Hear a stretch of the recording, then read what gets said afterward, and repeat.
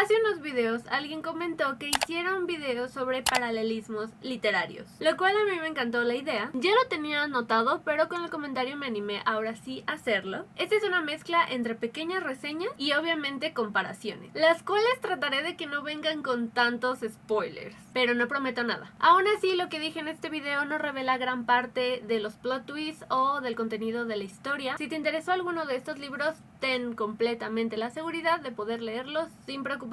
Hola, hello, yo soy Nessa y comencemos con este video.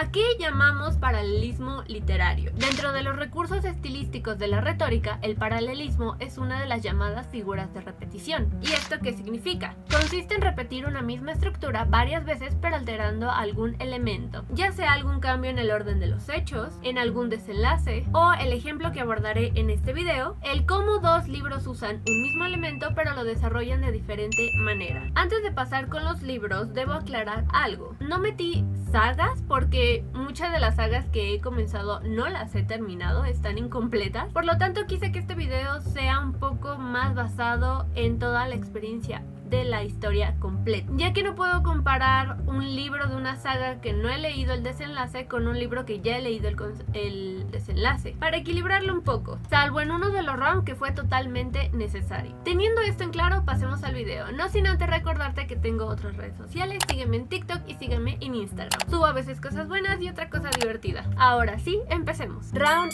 1. La flor más oscura versus el perfume. La flor más oscura, escrita por P.M. Freestone, nos cuenta la historia de una chica que por circunstancias de la vida tiene que encontrar el antídoto que envenenó al príncipe, pero aparte tiene que descubrir quién lo hizo, cómo lo hizo y cómo curar lo que hizo, lo cual descubre que necesita un antídoto proveniente de una leyenda antigua y que aparte tiene límite de tiempo. El perfume, escrito por Patrick Süskind, es la historia de un joven talentoso que por medio de una obsesión a un aroma en particular se convierte en un asesino serial temido por todo París, pero que tendrá un final de lo más poético e irónico a mi parecer. ¿Qué une a nuestros dos protagonistas? Su olfato, pues estas personas ocuparán su olfato para desarrollar la historia. Claro que una ocupa el olfato para encontrar el antídoto del príncipe, mientras que el otro lo utiliza como estimulante a su obsesión olfativa. Y lo que me gusta de ambas historias es que ambas son muy descriptivas con los olores. Para algunos a veces las mezclas son un poco difíciles de imaginar, pero para mí fue una dedicación de los autores, un plus para acercarte un poco más a la historia, al ambiente y a lo que posiblemente esté viviendo nuestro protagonista. Sin embargo, es cierto que aunque ambas historias hagan hincapié en su talento olfativo, si nos basamos en su historia, la verdad es que es algo difícil, puesto que la flor más oscura está situada en un mundo, por así decirlo, mágico, y en el perfume está situado en un contexto más realístico y terrorífico. Pero este round el punto se lo lleva el perfume, puesto que John utiliza más su talento olfativo para desarrollo de la historia, mientras que Raquel lo utiliza solo en algunas ocasiones específicas. Esta historia está más basada en encontrar un tesoro y en leyendas antiguas, más que en el desarrollo y utilización del olfato de Raquel. Así que este combate, por obvias razones y por mayor uso de talento, se lo lleva el perfume.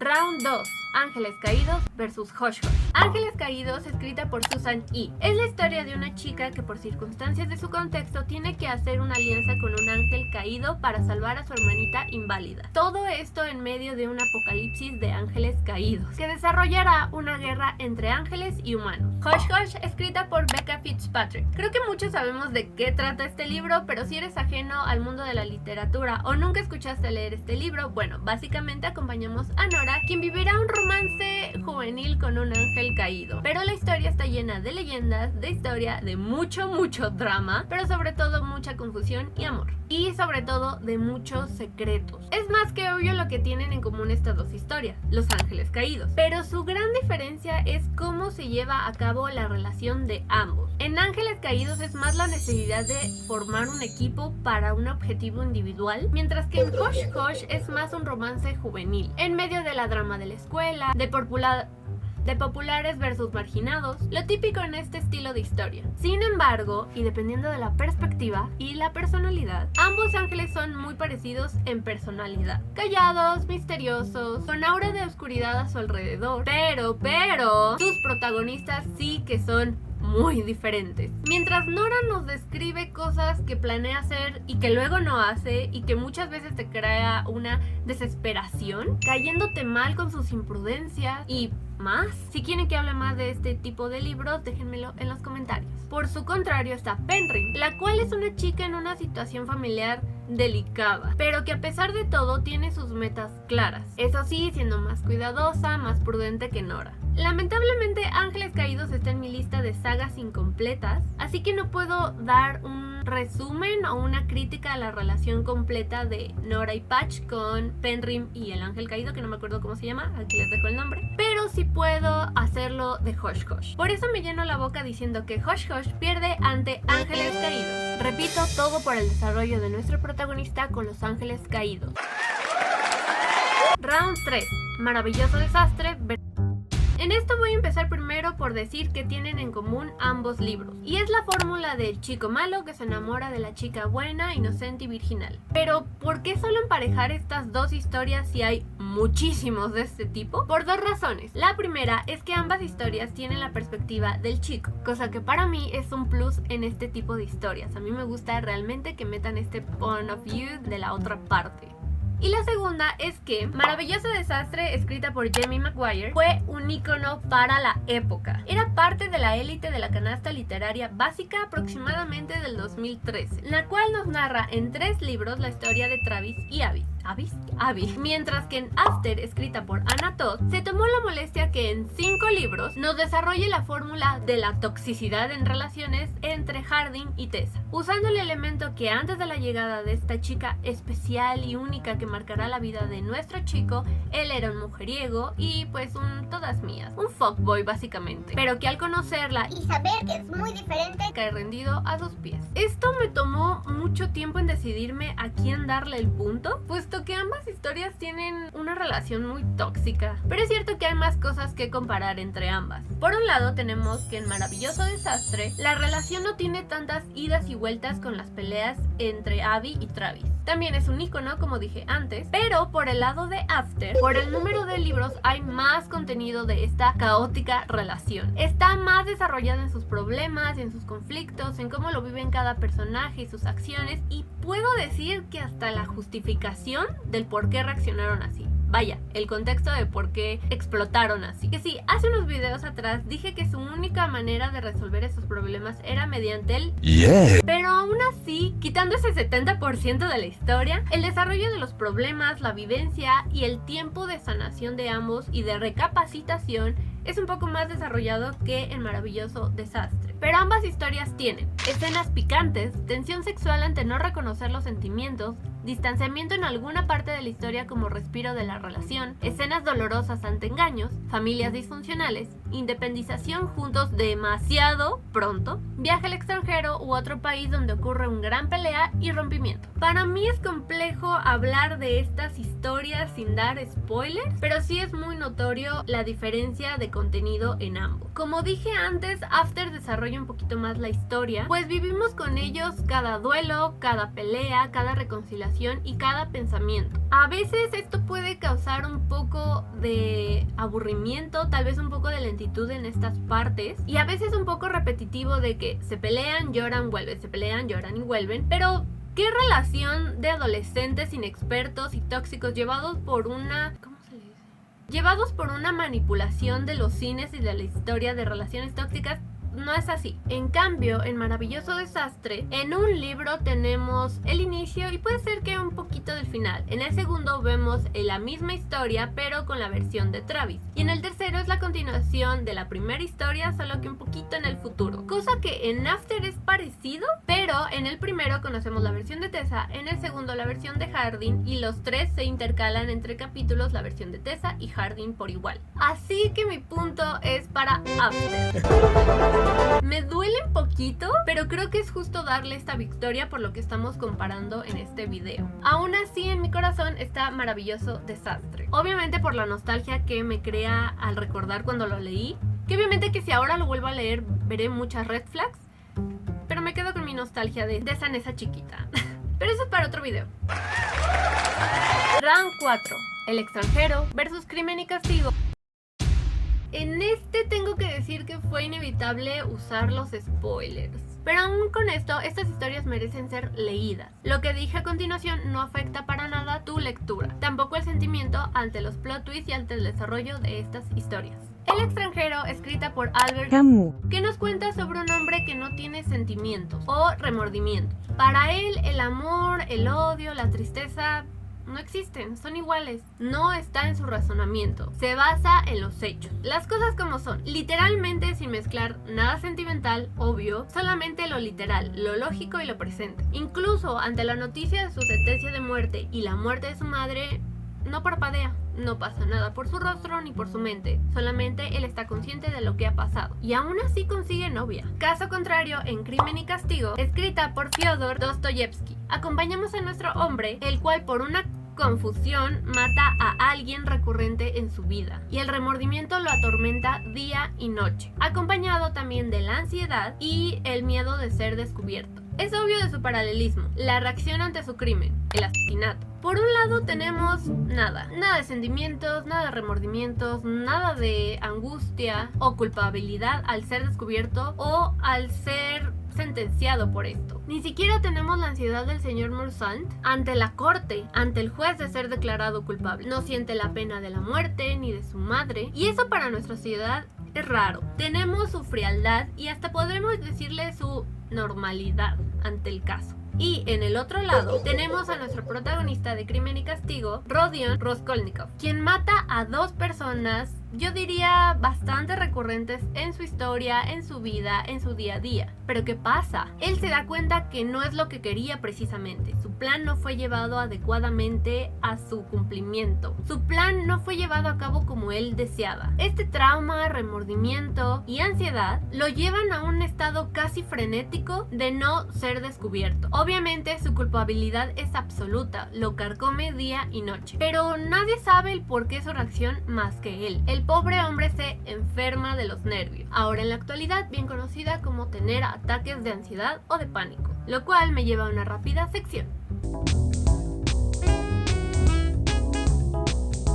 ¿No es curioso que en los libros de antes encontremos frases como está mala de los nervios, sus nervios están sensibles, sus nervios no lo pudieron soportar, cayó en cama por los nervios, etc. Cuando todo esto en realidad eran ataques de ansiedad o de pánico. Se conoce el término de ansiedad en 1866. Aún así, la primera edición del Manual Diagnóstico y Estadístico de los Trastornos Mentales, publicados en 1952 por la Asociación de Psiquiatría Americana, el DSM-1, conservaba la influencia del psicoanálisis y dedica un capítulo a los trastornos psiconeuróticos. El DSM-3 en 1980 desaparece el capítulo de neurosis y se sustituye por trastornos de la ansiedad, que incluye la antigua neurosis de angustia, ya dividida en trastorno pánico y trastorno de ansiedad generalizada, al igual que los trastornos fóbicos y el trastorno obsesivo compulsivo. Durante la década de los 80 fue cuando se agudizaron las investigaciones centradas en la ansiedad, comenzándose a describir los síntomas de esta misma.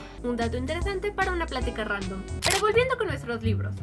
El extranjero tiene 184 páginas y Crimen y Castigo tiene 650 páginas. ¿Ven la diferencia? Mientras uno tiene poco que decir, el otro tiene mucho que expresar, gritar, llorar y confesar. Mi punto es para... pero mencionaste el tercer libro. Es cierto. Almendra, escrita por Won Pyon-son, perdón mi coreano, creo que se pronuncia así. Nos cuenta la historia de Junjae, quien tiene el rango emocional de una tetera. Él no puede identificar los sentimientos como la tristeza, el enojo o la felicidad. No siente remordimiento, no siente el llanto, no siente esta angustia, ira o amistad. No entiende los sentimientos complejos como el estar enamorado o el sentir empatía ante el sufrimiento ajeno. Pero él trata de entenderlo, o al menos colarse en la normalidad de la sociedad. Todo esto mientras va pasando trágicos sucesos de la vida. No quiero decir mucho sobre este libro porque vale totalmente viajar en esta historia y asombrarse con todo lo que tiene que decir la autora. Para mí, este libro se lleva este round por completo, sin pensarlo, pues tiene el equilibrio de estos dos libros. Aunque no siente mucho, sí tiene mucho que decir o cuestionar. No te queda duda de que él no siente, de que él no capta los sentimientos como una persona normal. No te describe estos sentimientos que podrían darnos mucho texto como en Crimen y Castigo, pero tampoco tiene la indiferencia de estos hechos que acorta mucho el texto como en El extranjero. Simplemente este libro es bellísimo, lo entiendes y hasta te ríes un poco de las ocurrencias o de las respuestas del protagonista ante las preguntas de los otros. Y lo más importante, te hace encariñarte con personajes que tú en la vida real pensarías que jamás te llevarías bien o incluso los podrías empatizar. Así de bien escrito está este libro. Round 5. La doncella de la sal versus todas las hadas del reino.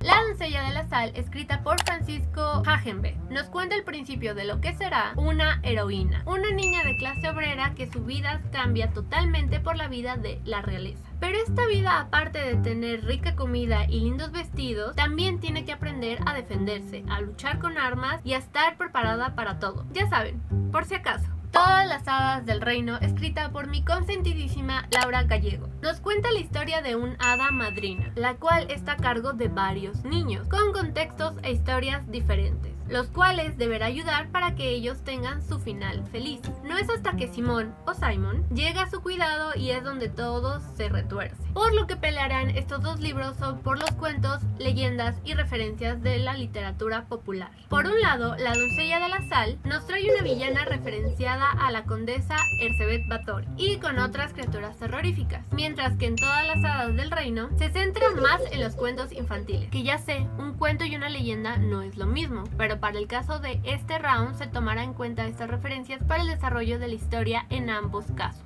Bueno, volviendo al tema, en Todas las hadas encontramos referencias a zapatos de cristal y manzanas envenenadas.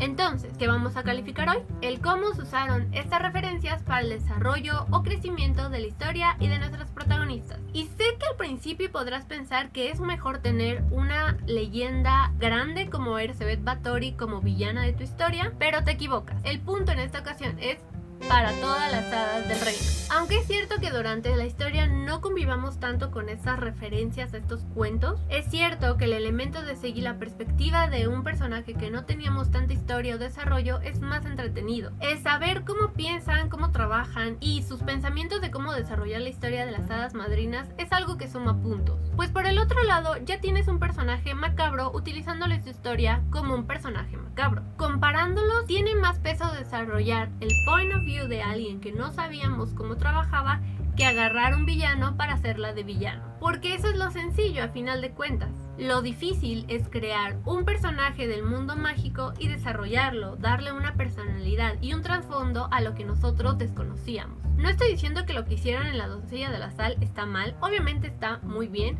pero para este caso el desarrollo y la comparativa pues sí es muy diferente. Por lo tanto, el punto es para nuestra hada madrina. Round 6.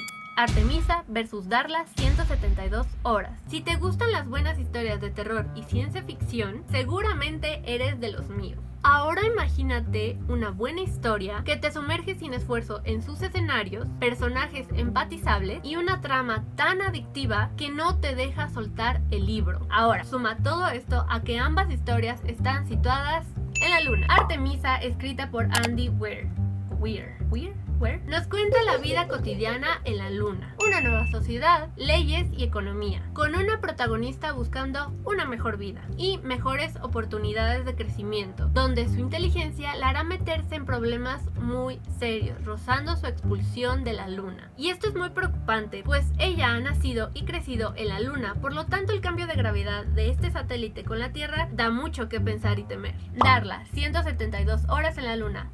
¡Dios! ¡Wow! Escrita por Johan Harstad, nos trae a 3 protagonistas, los cuales son elegidos para estar por 172 horas en la luna. Hasta ahí todo bien, ¿no? La cosa es que estos chicos no son astronautas y no tienen nada que ver con la NASA. son 3 adolescentes de los más normales y comunes. Y 2, hay un secreto en la élite que complicará muchísimo las cosas. Ambas tramas son muy atractivas. Los dos contextos y datos sobre la luna son originales, científicos y sobre todo lógicos. Ambos libros son de géneros diferentes. Artemisa está más orillada en ciencia ficción, mientras que Darla está más en el género de terror. Y hay otra diferencia, y es que mientras en Artemisa ya nos encontramos y toda la historia se desarrolla en la luna, en Darla iniciamos primero en la Tierra para después irnos de viaje a la luna. Y esto para mí es complicado porque yo prefiero 172 horas, ya que al terminar este libro les juro que yo no podía voltear al cielo de noche y encontrarme ese satélite en el cielo. Le agarré un pavor, un miedo muy fuerte. Imagínense que también está escrito el terror en este libro, que a mí me tomó mucho tiempo liberarme de esa historia y volver a mirar con tanto cariño a la luna. Sin embargo, en este video somos objetivos. Si este round se basa en la comparación del desarrollo en la luna, se lo lleva Artemisa, pues nos plantea una nueva civilización en este satélite. Desarrolla leyes, economía, problemas socioeconómicos y hasta podemos encontrar corrupción y mercado negro, lo cual es de lo más aplaudible para este tipo de historias de un solo libro, pues no te deja la luna de un lado o como un elemento, te crea ese contexto de que aquí en la luna es muy diferente, pero está también escrito que no te haces ajeno, hasta puedes creértelo que en realidad eso existe. En 172 horas solo utilizan la luna como un elemento a su factor de terror, un factor extra para crear la tensión de lo que se encuentran, de lo que tienen que luchar. Solo es un factor extra para incrementar la tensión y terror del libro. Y creo que es más difícil desarrollar y crear una nueva civilización con todos los requisitos que esto crea que agarrar un elemento para incrementar el terror en tu historia, como lo dije en el round pasado. Y aparte Artemisa está muy bien desarrollado, que te hace olvidar que son suposiciones de una nueva civilización. Pero en mi corazón tú eres el ganador. Round 7. Siddhartha versus el alquimista.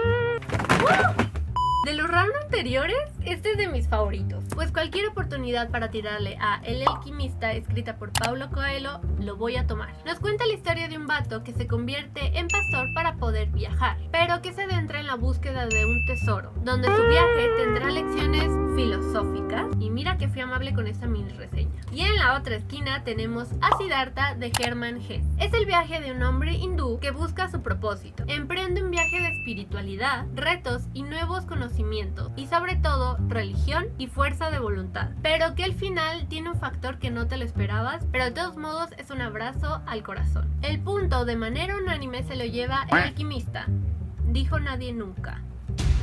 Siddhartha, porque aparte de que en su viaje se cuestiona y se monologan cosas de la vida cotidiana, la manera de la escritura es algo destacable, pues aparte de que tiene un lenguaje simbólico y hermoso, en El alquimista te lo pasas muy mal. Y es que todo el libro tienes esta cara o esta otra. Hasta los libros de filosofía para niños está mejor desarrollado y planteado que El alquimista.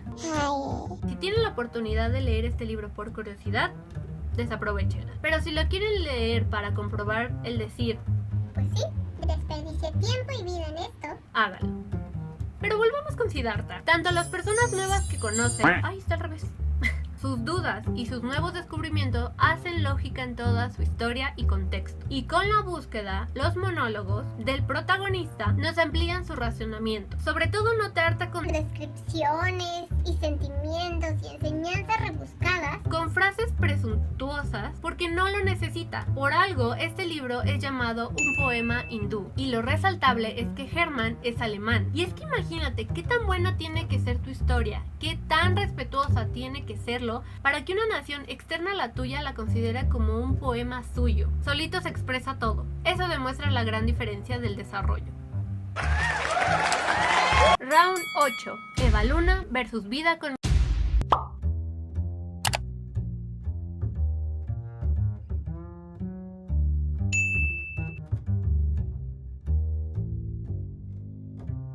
En cada casa, Eva vive un contexto social diferente. Vivimos su crecimiento y desarrollo, tanto físico como mental, de niña a mujer. Y al principio dije que mayormente seguimos con ella la historia, pero también tenemos la otra perspectiva de quien será su marido. Y al inicio tenemos la perspectiva de su madre, así que tenemos mucho texto. Vida con mi viuda, escrita por José Agustín. La trama principal empieza cuando Onelio ve ante él la muerte de un hombre idéntico a él, así que decide cambiar de vida. Muy campante, este señor roba la identidad del muerto y se hace pasar por él, fingiendo su propia muerte, lo que le traerá una nueva aventura de descubrir qué hace su mujer y sus hijos ante la muerte y sobre todo tener otra vida. ¿Y qué tienen en común estos dos libros? Que en ambos tenemos la perspectiva tanto del protagonista como el que será su futura esposa o esposo. Y aparte tenemos la trama principal. En Vida con mi viuda también acompañamos la historia de Elena. Ambos personajes son muy contrarios. Mientras que Onelio desde muy pequeño tiene decidido que va a ser director y crece en la ciudad,